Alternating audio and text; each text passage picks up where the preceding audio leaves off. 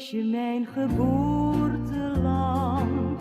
Het mooiste eiland waar de zon heet brandt. Het zoete fruit, de rijpe durian. Krontjong muziek en zachte gamelan.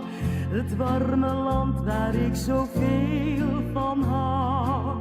Ik zing dit lied zo graag alleen voor jou, omdat ik dan een beetje bij je ben en zo mezelf